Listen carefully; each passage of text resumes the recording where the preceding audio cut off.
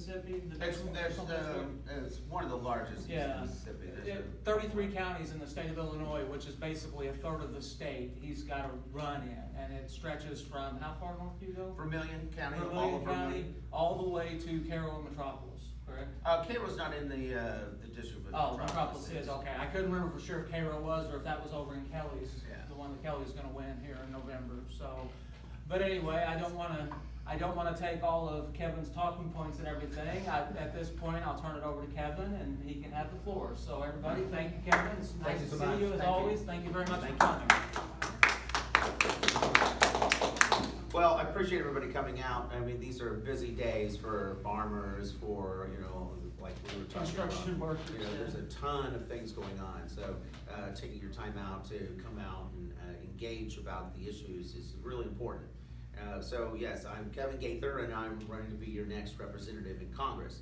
A little bit about me and where I come from. I grew up in the district in Sullivan, Illinois, that's in Moultrie County.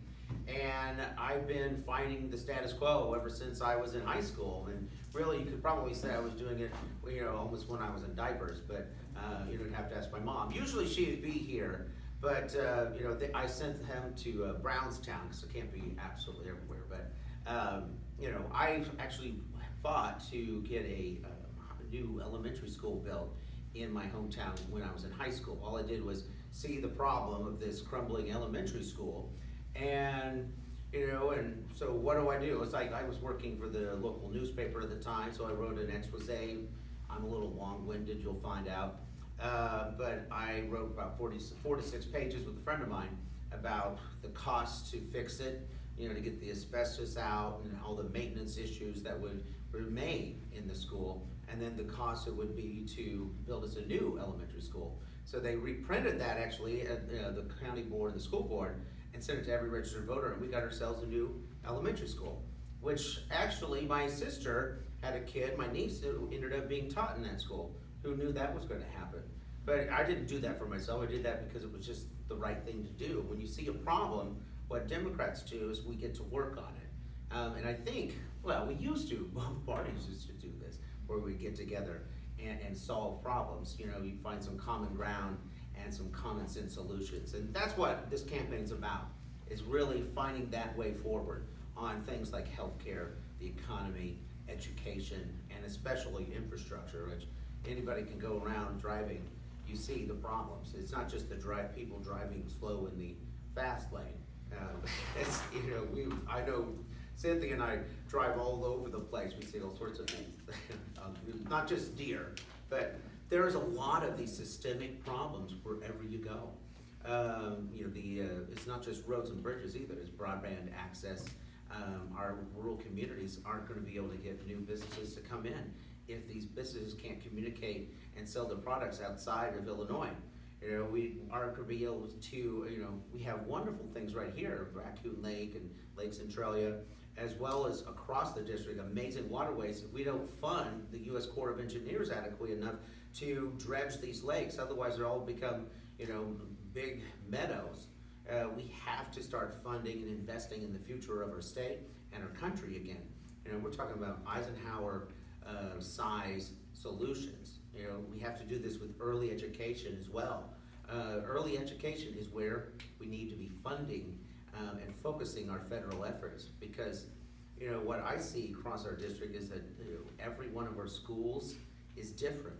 The kindergarten sizes can range from 10 to 30 to 45 kids with just one teacher. If you look at Indiana law, a daycare provider can only have 8 kids in their care without any support staff, right? And we have kindergarten teachers with 45 kids under their care, and they're supposed to educate them as well. How does that make any sense? It just doesn't. So we have to start focusing and targeting these problems, because the most brain development happens in the early years of life. If you start into kindergarten, a lot of our kids are already behind. So we need to start with preschool, kindergarten, 1st and 2nd grade. We have to focus our efforts there. And that'll free up resources for our local school districts to do education and training programs for these students and children for the jobs that are in their region and for the jobs of tomorrow that we want to bring in to our communities. So that's a generational approach, a generational vision that will really bring back to life and keep our kids here, because this brain drain is serious. We see our kids graduate, if they're lucky enough to graduate. I just saw a statistic today, 1 in 7 high school students in Illinois don't graduate on time, and that's lucky if they do graduate. We have to do better with education. We have to give them more options too when they get into high school. We're talking about vocational, training. We also need to, these dual credit courses, which we have amazing colleges and universities that, a lot of it was because of this horrible budget crisis that our esteemed governor decided to thrust upon the state. These universities had to find a way to increase their enrollment, so they got into the schools and they started doing dual credit courses. We need to expand those programs, and that's a wonderful way for a lot of these parents that are struggling to make ends meet to get cheap higher education before their kid actually graduates high school. I talked to a gentleman last night here in Centralia, and they had a student here that graduated from community college the day before they graduated from Centralia High School, right? Now, that's the kind of forward thinking we should be, expanding upon. So I really like that approach. If we don't get education right, starting at early education, really, we're burning money, both, federally and state and locally. And these property taxes are too high. We have to be able to start eliminating some of the burden locally. We look at healthcare. We were talking about this a little earlier. Healthcare is one of the biggest threats to the economy and to families. We can't be bankrupting whole families to save a person's life. That's why healthcare is a right, and we have to start tackling this problem. What I've seen over the last 2 years, which John Shimkus, with all of his Republican allies, they've for 60 votes, right? 60 votes plus, over the last 5-6 years, voted to repeal Obamacare, right? Then they have control over both the White House and Congress, and what have they done? They've only made it worse. The out-of-pocket costs are going to increase dramatically in the next, when all of the deductibles and premiums come out in October. That's going to be a shell shock to so many families, and most of them are going to be middle class and upper middle class because they don't get subsidies. And of course, our president is cutting those as well. We have to attack the real drivers of the high cost of healthcare, because this is, I see as the big threat in Illinois, especially our district, is access, cost, and the lack of real medical providers and specialists. How many people do you know that go to if they have a serious condition, stay in their community? Most of them go out of state. We have to do better for our people. If you look at the statistics on this one, 20% of the people in rural America live in rural America, right? We get 10% of the doctors. We have more people living with chronic conditions that are more complex than anywhere else, and we have less specialists to treat them. You then look at the high cost of prescription drugs. This is a huge threat to our entire economy, and yet we have to see all of these prescription drug ads every single day. Now, sometimes, we can talk about the, all the side effects that I think are pretty disturbing, that they mention. But, we have to see this again and again and again on all these ads. They're spending, hundreds of millions of dollars on those ads when they could be passing on some of that savings to us.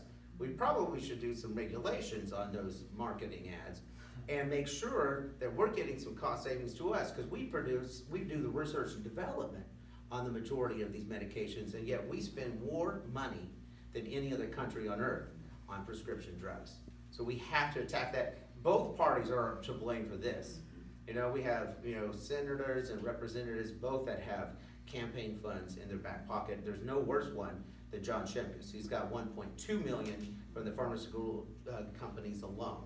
If you look at the medical providers and the insurance company, that amounts to $1.8 million of his campaign funds.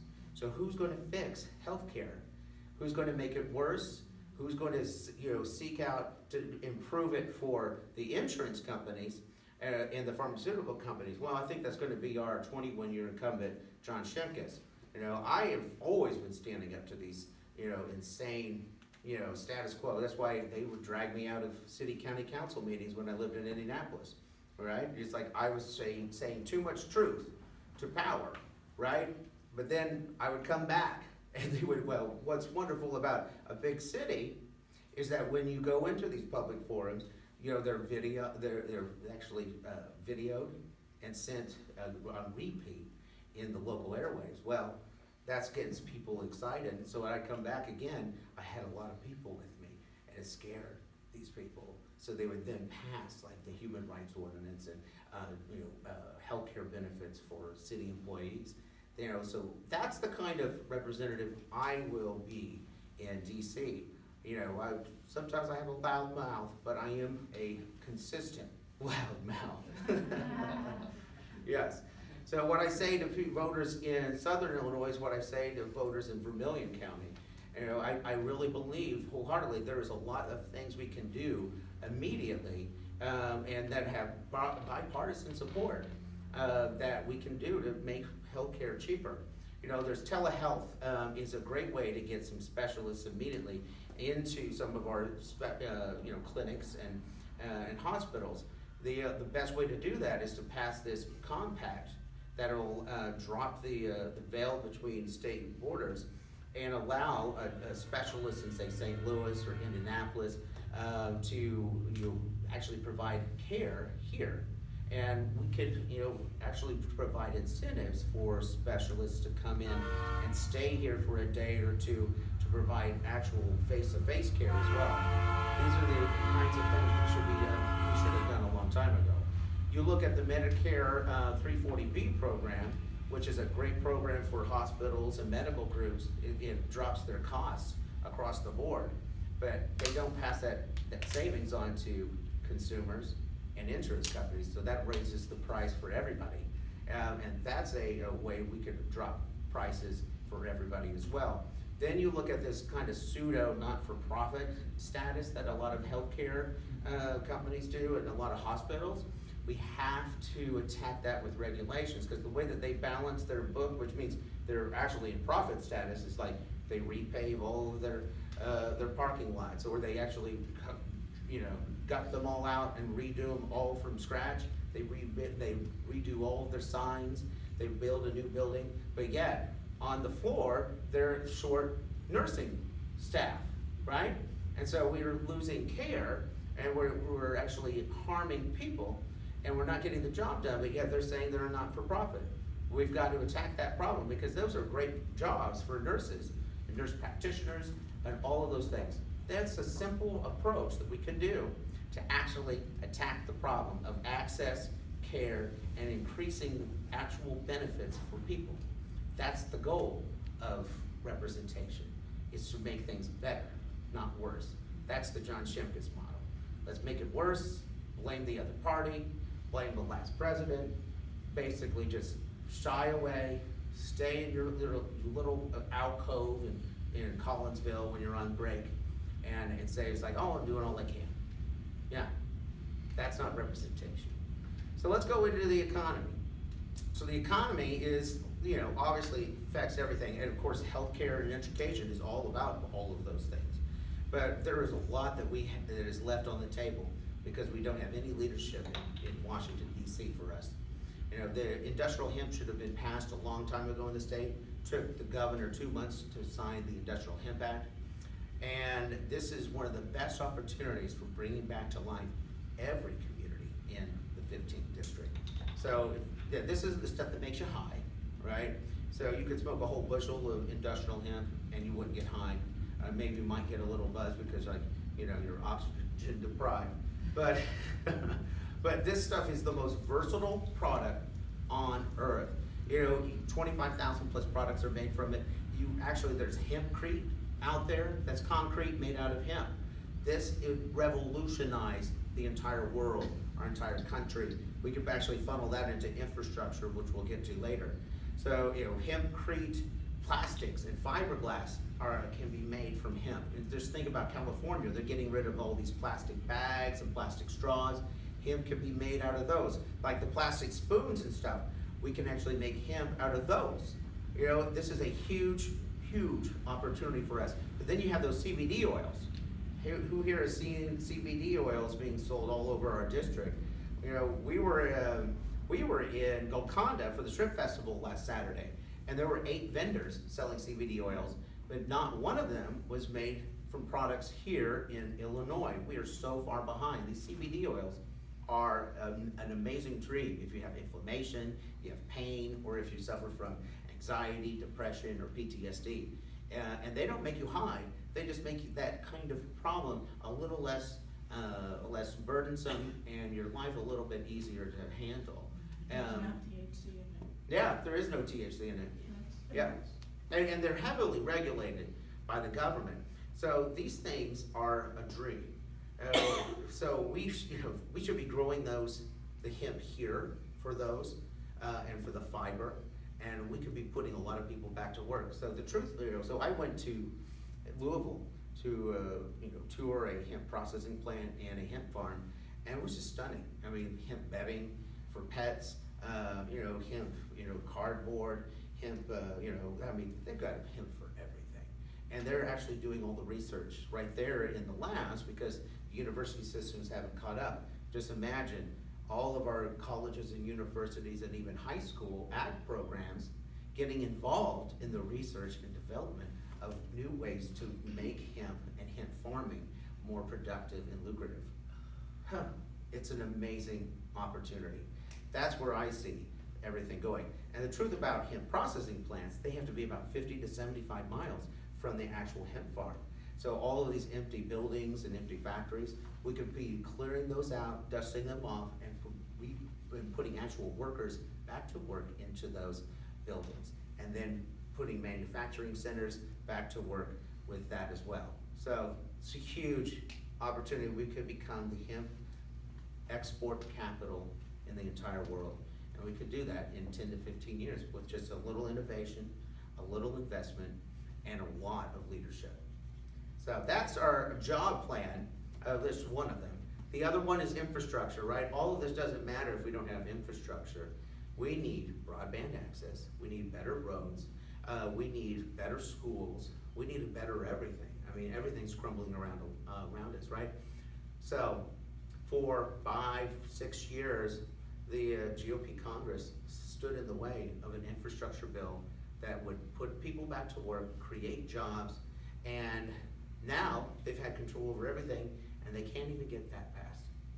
So we have to invest in this country again, rebuild it. It's an Eisenhower type problem now because it hasn't been done in so long.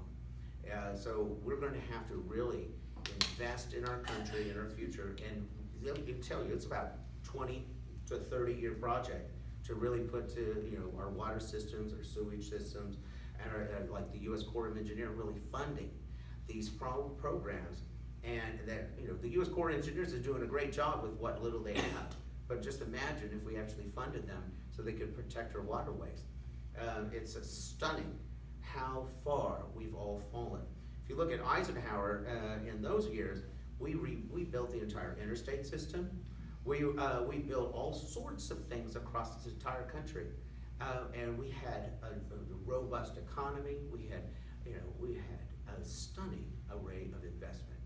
We have to get back to that kind of thinking, because all I see from Washington and both parties is a lot of just kicking the can, and basically they're just hoping we're just not paying attention enough because we're all working our butts off because our wages are so low.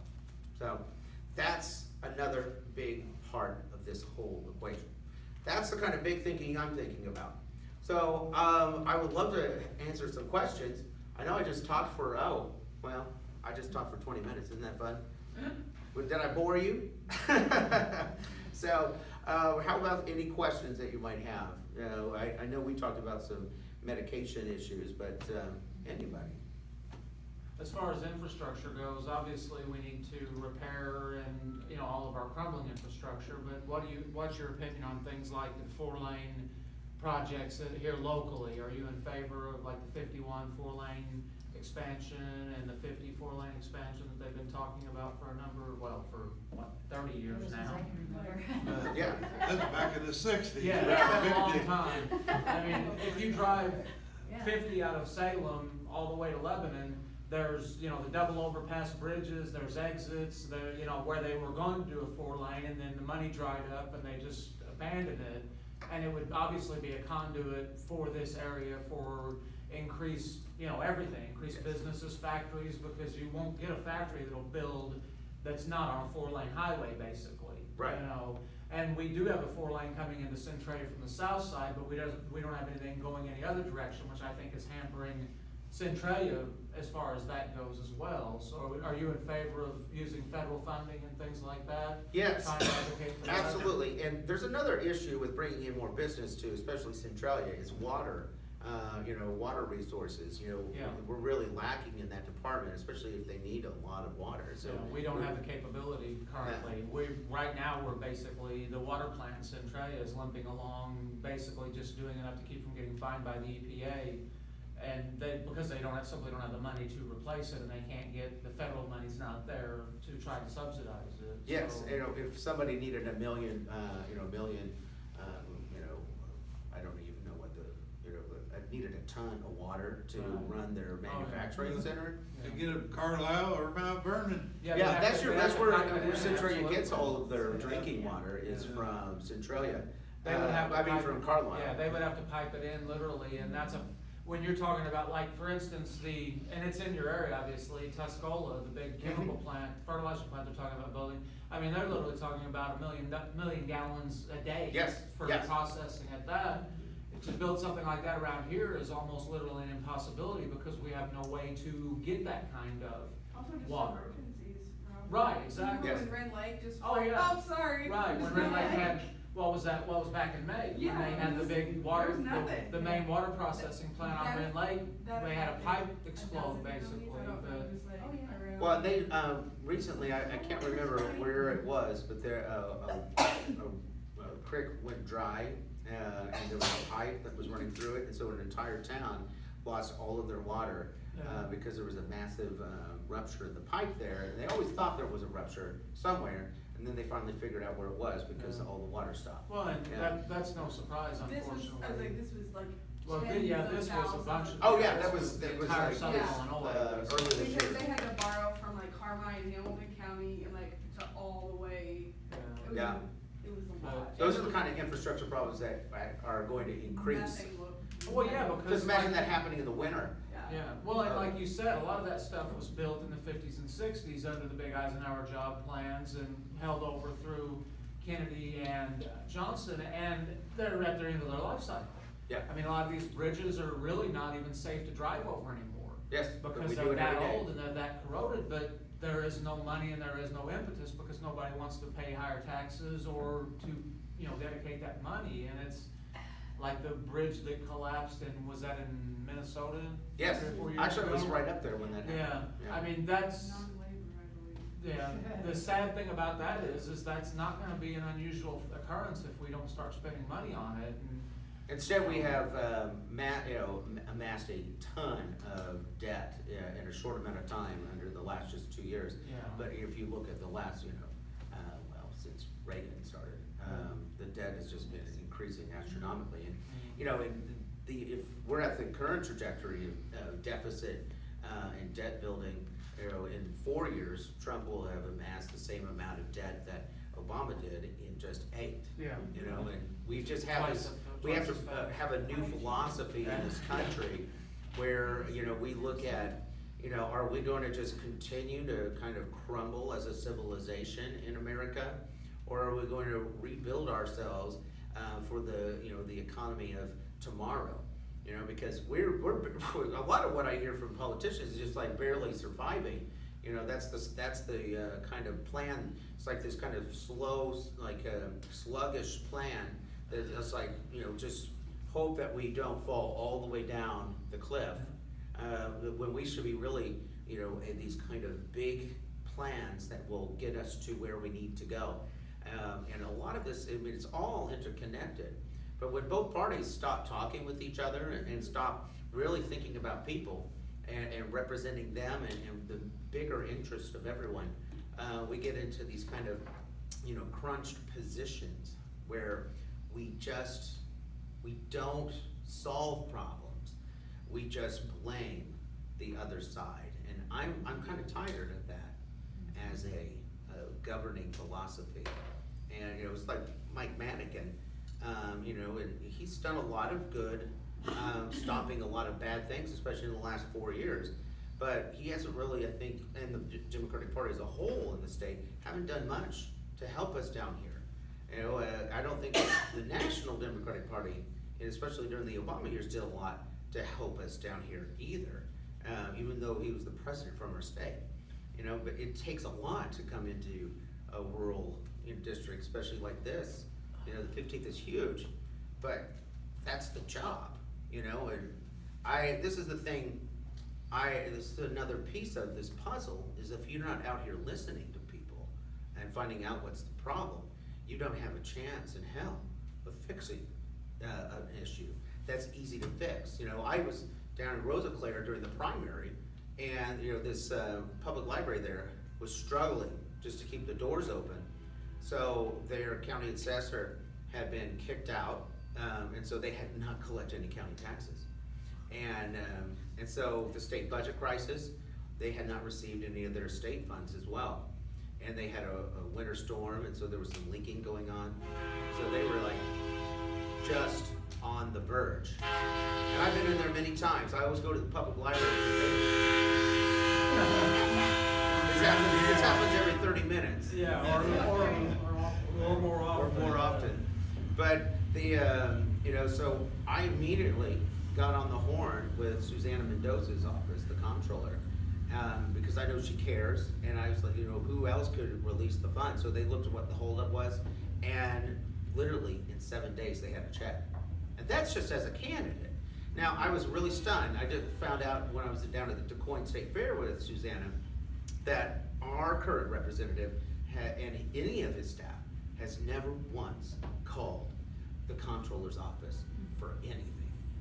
For anything. Isn't that stunning? I mean, that just tells you this is the person that isn't out there listening. His staff isn't even out there listening. A lot of these people wouldn't even think that they could call the representative to get on the horn about some of these problems. But that's what representation is. I think a lot of people have forgotten what it is. Well, and when you have an inaccessible representative who you can't ever get with, contact with, and who ignores his, constituents to the extent that Shimkus does. I mean, what was his quote? I've never had a town hall and I never will. Yes. And I forgot to mention that for the record, John Shimkus was invited to come tonight.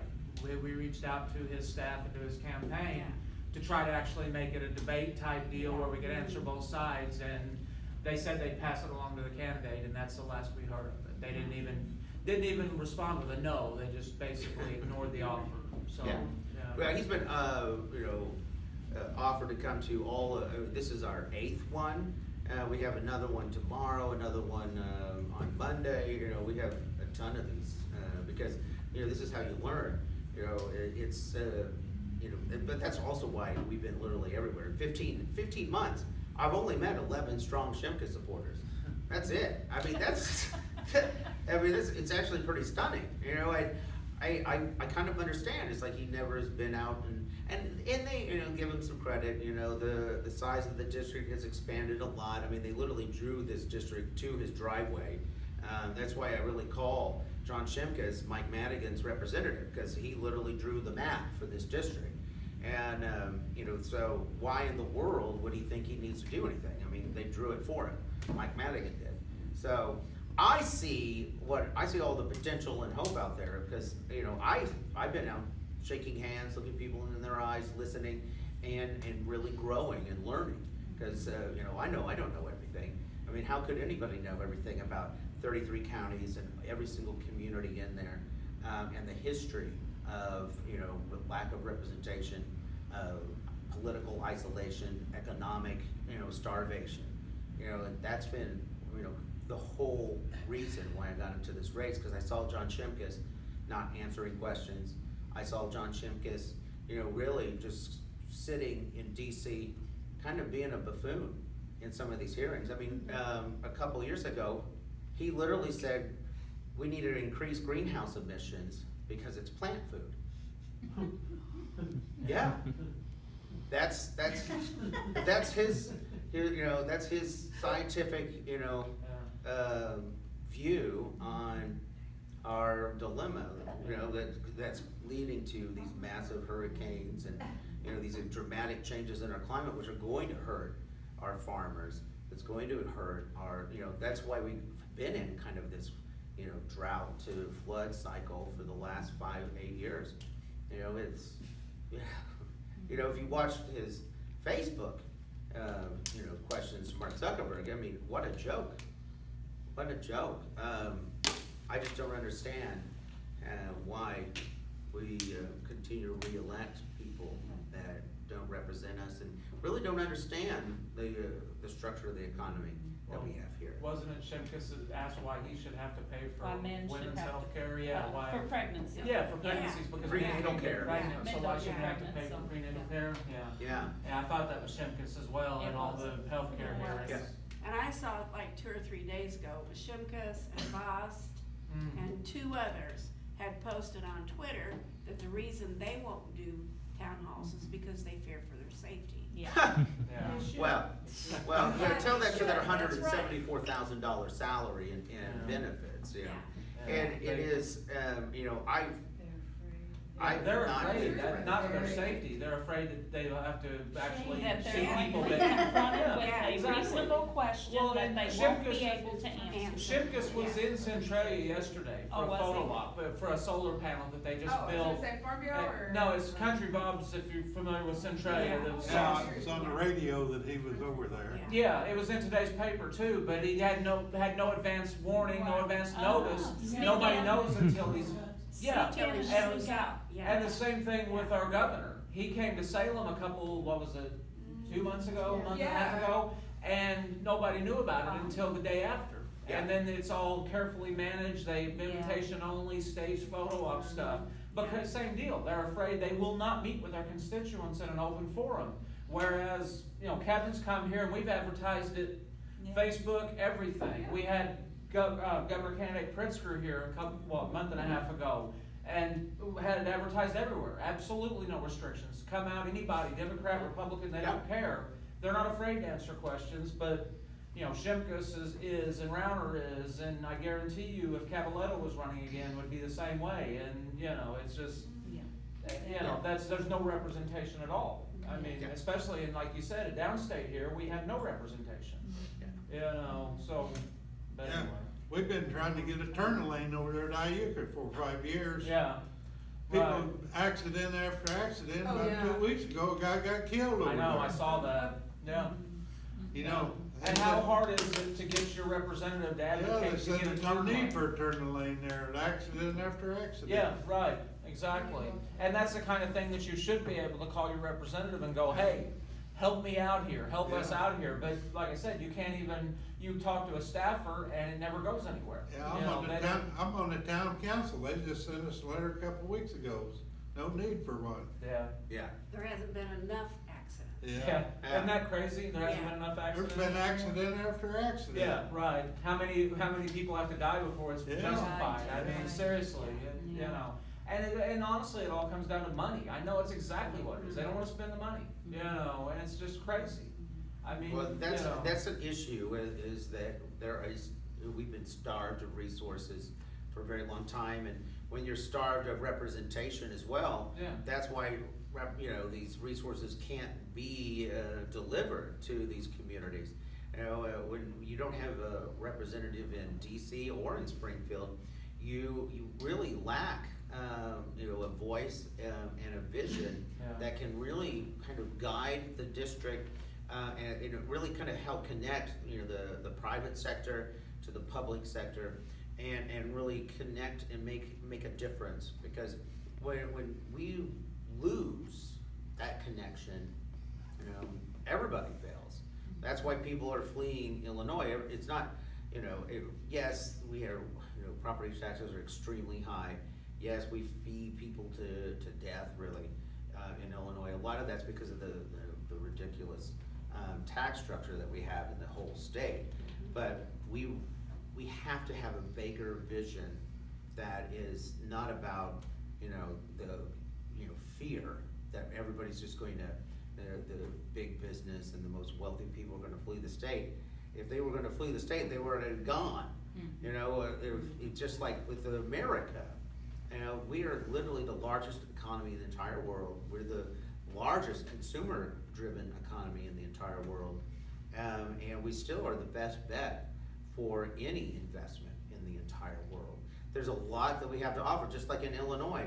We're the 5th largest economy in the country, and that makes us one of the largest economies in the entire world.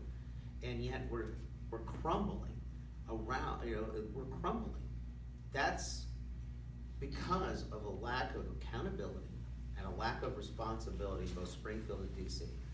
And that's why, I don't, I don't really go out and ask for a whole bunch of big money, because I have to actually travel from town to town and county to county, which takes a lot of time.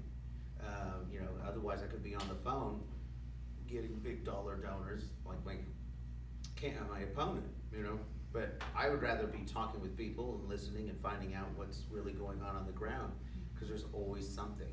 There's always something new. It's like in Mattoon, they lost their ambulance service this year. And that's literally going to lead to loss of life at some point, because I've talked to the dispatch who has to manage basically a 5-county area, and they have to move things around all the time. And at some point, there's going to be somebody that loses their life because of lack of connection to that ambulance. We also had a shooting there in Mattoon at a school. So who actually got the criminal charges? And of course the kid is to blame, has a lot of responsibility for it, but he's a minor. But the parents that had the gun, no charges at all, no consequences. Of course, it's a very tough issue, but we have to start holding people accountable for those kinds of, lack of accountability. You look at Chicago, we always hear in Chicago about, the violence, and a lot of it's because we don't focus the criminal justice system appropriately on violent criminals. Instead, we criminalize mental health issues, we criminalize poverty, and we criminalize drug addiction. We have to start doing better, and we're wasting and burning money. We're separating families from their children, and we're not doing the right thing for anybody. These violent criminals have led to the murder of my friend that had to testify in her murder trial. She shouldn't have been murdered. She had a restraining order against this guy, and he was found, choking her out. He got 4 days for that, served 2.5 months later, she's gone. That's the system's supposed to protect people. Right. It's not supposed to just continue to allow violent criminals to be back out on the street. Meanwhile, we got, these big bankers that continually make terrible decisions that lead to the entire economy being, put on the brink, and they never go to prison. We just have a lack of accountability in this country. We always put the people that are least able to defend themselves in prison. That's a shame. It's a shame. A wise man once said that when you're rich enough, nothing's really illegal, especially if it's a fine system. Yeah. Right. If it's $1,000 fine and you're a millionaire, it's legal. It's just the cost of doing business. Yeah. But for a poor person, $1,000 fine, they'll go to jail for not being able to pay it. Right. Yeah. And that's a consequence of our for-profit prison system, to be quite honest with you. Yes. When companies make money because of it. Well, you were talking about healthcare, I guess, before I got here a little bit, and you talked quite a bit about it, but I have many issues I feel strongly about, but if I need to narrow them down, the deal with pre-existing conditions. Yes. My adult son passed away 6 months before the pre-existing condition for ACA took effect.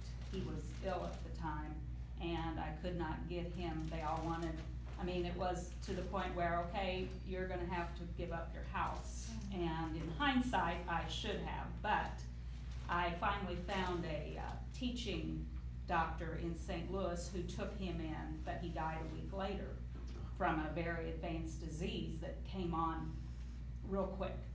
And so I'm very passionate about keeping pre-existing condition Oh, yes. for I'm sorry for your loss. everyone, That's- yeah. That's terrible. And then fracking, what are your thoughts on fracking? Yeah, so, I'm glad you mentioned, both of those things. So pre-existing conditions, what they wanna do is get rid of pre-existing conditions, the Republicans, Right. because that costs a lot of money.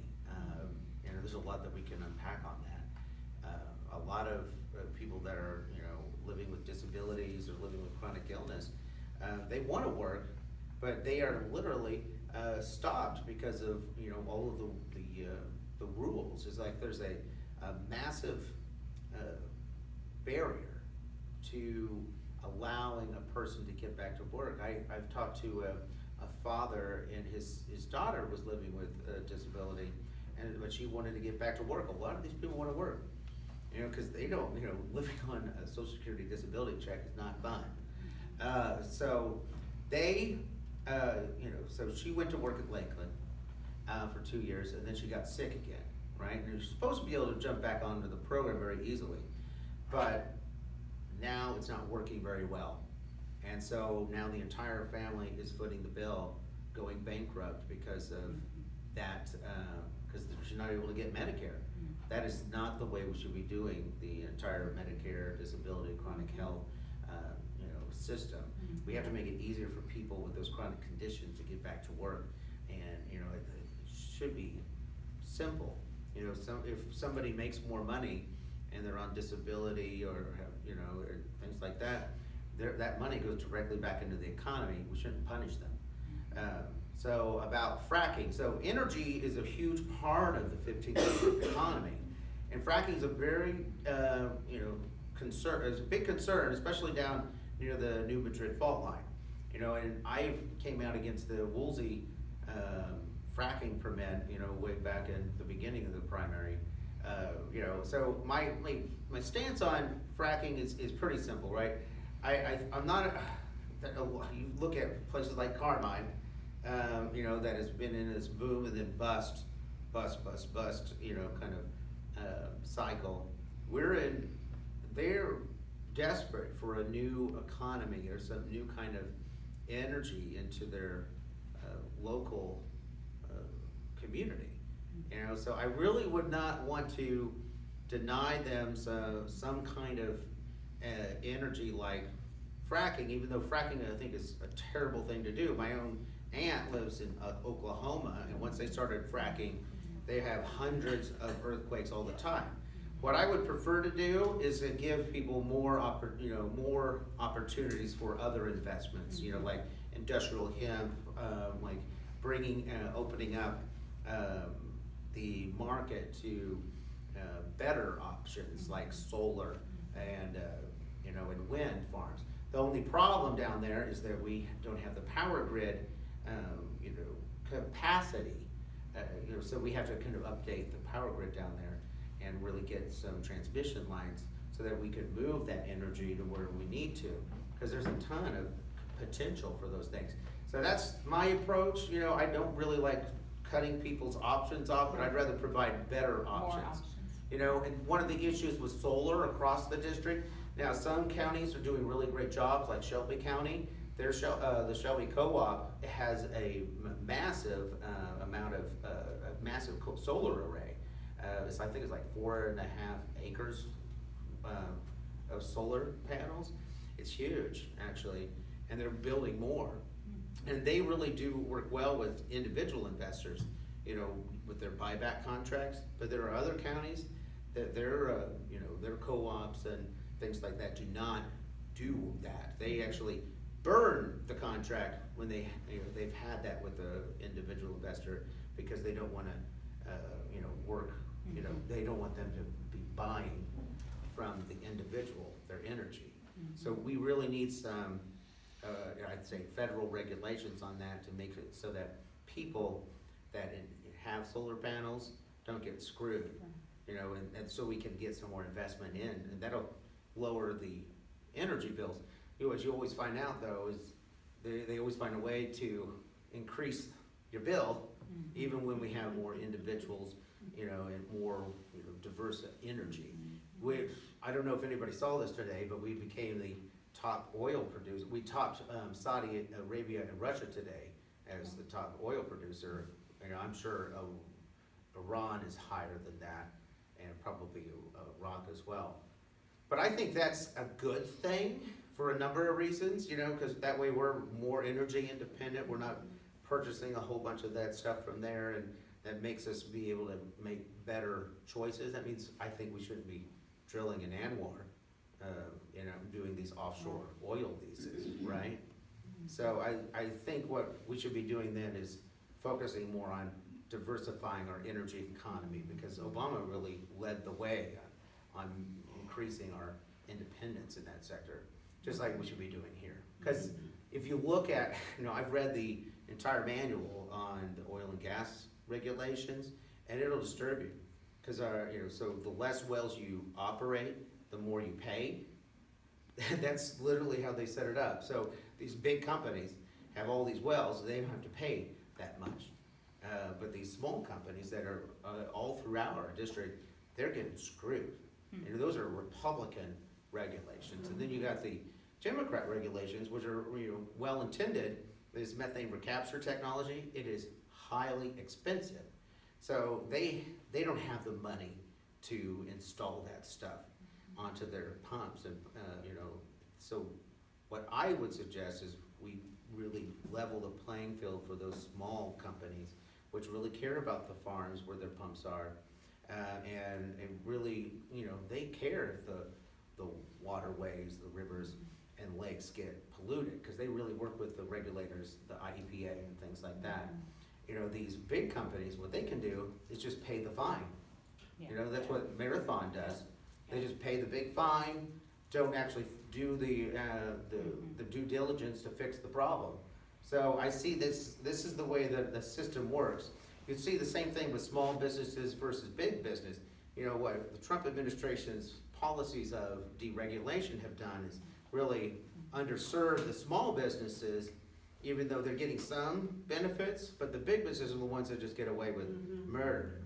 You know, we really need to make the small businesses the target for relief on all of those issues.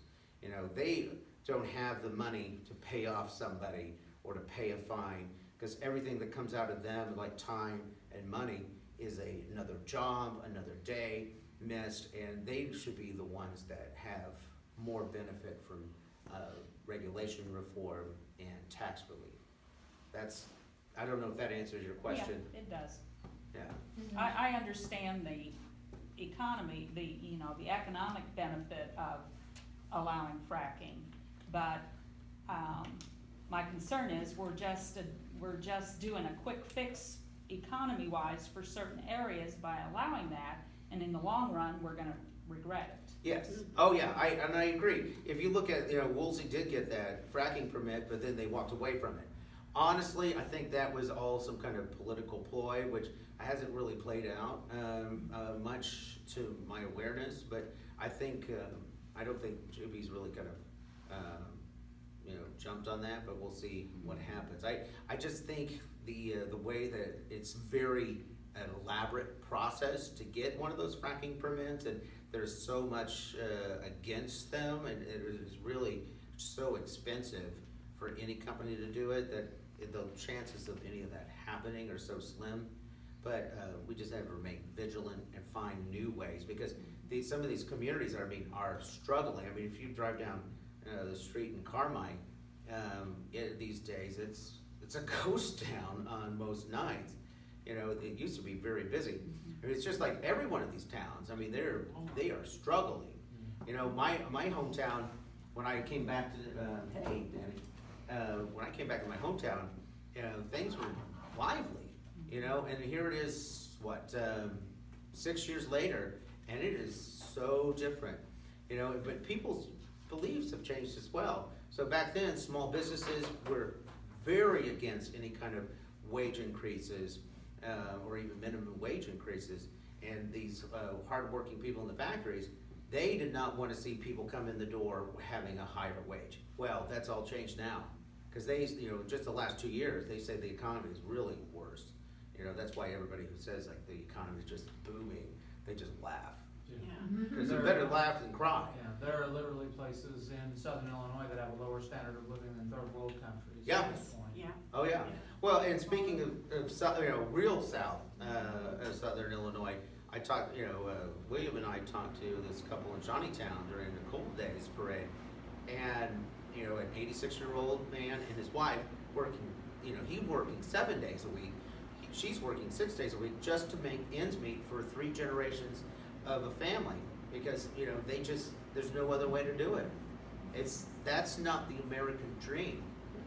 We have really not addressed these issues, and mainly because our Democratic Party hasn't pushed forward candidates in a lot of these races because we thought it was maybe too difficult, and we don't want to have enough hard conversations with people.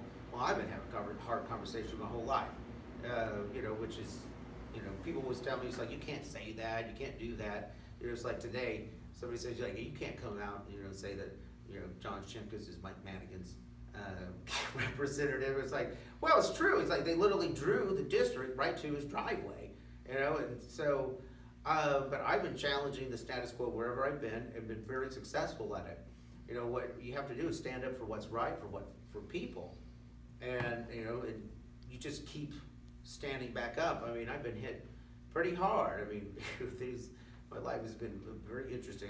Thankfully, I've had a lot of experiences in my 42 years. But what I've always learned is that people want the best for not just themselves, but for others.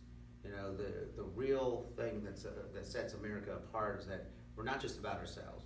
We're about making a better world. We're about a better community, and we want to do something about our problems. We don't want somebody else to fix them. So when we work together, we get there. Yeah. How about somebody else? I love talking. It's fun. I have a lot of ideas on a lot of things. Our early education, like I said, is everything. And I've been on my own tutoring business for 5 years, and I really see the issue. This really started when I was a kid, because my sister was about 3-4 years behind on me, and she really was underserved by the whole education system. I just kind of took it upon myself, because I would, read all day, and sometimes I would go actually to Booth Library at Eastern and read congressional documents, because I was really interested in all sorts of specific issues like the NASA program and other things, and so I thought that was fun. But it really does kind of make you understand that it's a very deliberate process that happens. And back then, there was I would say, a much more engaging process. People would literally, I think, listen to the other side and to the answers, and I don't see that happening anymore. We have to get back to real engagement on issues and with each other. This whole infighting and stuff, it makes me sick. And it's literally making the country sicker. If you look at our longevity, it's actually decreased in the last couple of years. Yeah. So, well, you got a question? Oh, I just wanted to say I'm sorry I was for being so late. I've been dealing with a crisis today. Also, enormous proportions for the Centralia area, and I think it's a national thing, and it's certainly a Southern Illinois thing, and it's the drug problems that I work on, Man, I've never seen Centralia in such a sad state with Yeah. gang involvements and drug deaths. And today's problem was poor on poor crime. One of the drug court clients had everything she owned in the world stolen from her. We were trying to replace and make secure, put bars on windows. And I had somebody shot in my backyard last week. And 3 shootings in recent memory in the neighborhood. Gangs from Danville delivering drugs routinely to Centralia and being violent. Not much opportunity for people to get jobs, to get away from that kind of thing. I used to be a much bigger cheerleader of drug courts than I am. I'm just kind of a realist about that. It beats the hell out of jail. That's about all I can say for it right now. It's got some problems too. So I hope you addressed all that stuff whenever you spoke and I wasn't here. It sounded like you were talking about whenever I came in, especially the dire circumstances of so many people in our area. Well, that's If it why. hadn't hit you yet, you don't get it, but I have to deal with these people every day. Yeah. And I just can't believe what I'm seeing, how poor they are and how in need they are and what the It's no extreme wonder efforts that, they'll go to just to eat. yeah, it's Yeah. no wonder that Yeah. they turn to, you know, self-medication. Yeah. You know, and we really don't offer a ton of options for them to seek treatment and, you know, these drug courts are a great, you know, kind of stopgap as we've criminalized mental health and drug addiction and, we really don't have an economy that works for anybody. So, so, this is one thing that I know John Shemkus is, been very, vocal about, is mental, you know, the drug crisis, the opioid, epidemic in particular, and, you know, he says how, you know, how much they've done in Congress, but you know, really, when you look at the actual results and the actual actions, you know, he's gone out of his way to actually decrease access to mental health treatment, decrease funds for healthcare, and really decrease, increase the number of the uninsured. And so that's not the right approach to the opioid epidemic and heroin. You know, we should be finding ways to, you know, relieve their pain in different ways. You know, legalization of marijuana would be a great start, you know, and states that have legalized marijuana, you know, they've seen a massive decrease in opioid overdoses. And in states that haven't legalized marijuana, people are still smoking weed. So it's a very serious issue, and we have to address it in many ways, because the way people get out of addiction is different for each person. You know, sometimes it's a 12-step program, sometimes it's, you know, getting involved in the community, sometimes it's having a lot of resources thrown at you. So, yeah, it's one of the toughest issues. Yeah. This has been fun. Anybody else have anything for Mr. Gaither? Usually these go on for an hour and a half or more, you know, but I can do this for about 3 or 4 hours. We certainly do appreciate you making time to come down here, Kevin, we really do, and answering all of our questions. I think everybody appreciates that. I think you speak for everybody, saying how nice it is to have a candidate for an office like that will come and listen and answer questions, because as we all know, we don't have that in our current representative here. Yep. So thank you very much, Kevin, and, you know, best of luck, and I know you've gotta get some rest sometime, but, you know. We're hitting the Italian Fest in Collinsville this weekend. Cool. Yeah. It costs $250 for us to be in there. Really? Yeah. Hopefully it'll be worth it. There's a lot of people live over there, so. Oh, yeah. You know, and it's right there in Shimkus's backyard, so Yes. that's a nice thumb in the eye for Yeah. him. Yeah. We're actually putting a sign on his street tomorrow. I like it. Did you see where he made the Sentinel today? Yes. You think there's an election going on or something? Yeah. Well, because he's reached out to us much before. Yeah, well, Right. no one knew until after he was already here that he was coming. Yeah. We talked about that earlier. It's a common trait of his to avoid any possibility for people to ask him Yeah. questions which are in the slightest bit criticizing. Yeah, I don't know, I'm always okay with people criticizing me, I mean, they certainly do it every day. Yeah. But, you know, you have to have a little bit of a thicker skin if you wanna represent people and actually do the job. I mean, you know, if you can't handle the heat, why in the world are you seeking re-election for, you know, the umpteenth time when you said you'd only run for 2 terms? I mean, you know, I don't know, if they have a word for the person who says one thing and does the other, you know? I'm not sure what that is, but, Yeah, Congressman. Liar, hypocrite. career politician Yeah. without a record Right. of achievement, so. One yeah. thing I did wanna mention too, Kevin brought some signs, if anybody would like yard signs, and we have some more in the back, if anybody wants any, as well as for other candidates for this area and statewide, so if anybody would like anything. And there's a lot of Kevin's literature, some donation forms, stuff like that up there on the podium, so everybody please feel free, help yourself, support Kevin in any way we can, cause he would definitely be a good representative for us. Really, the best way you can help is like, word of mouth, telling people about us and telling people, how we were here today and answered your questions. And you can always call me. That's always the best way, but you can contact me on the Facebook page. But you can share things like that. And sharing that stuff puts this out there. And really what I think what's really tough is there's just not an infrastructure. There's no connectivity between any of the counties. I mean, the county parties rarely talk with each other in a lot of the areas, but there's no broadband access either. So connecting the dots that way makes it difficult, and cell phone reception is pretty tough in a lot of areas as well. But that's why we just kind of show up. So I've been in every community. Sometimes I know with William, we'll see a group of people, we just pull over and I start chatting. There was a melon stand outside of Shelbyville.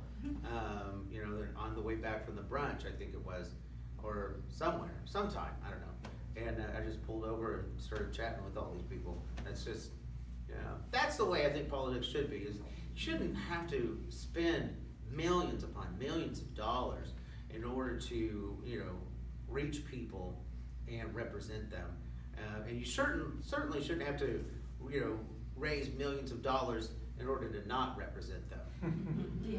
Thank you all so very much. Thank you. Thank you. Hey, I see some new faces here. I just want to remind you that if you're interested in other Democratic candidates, as well as Kevin Gaither, we're having our Marion County Democrat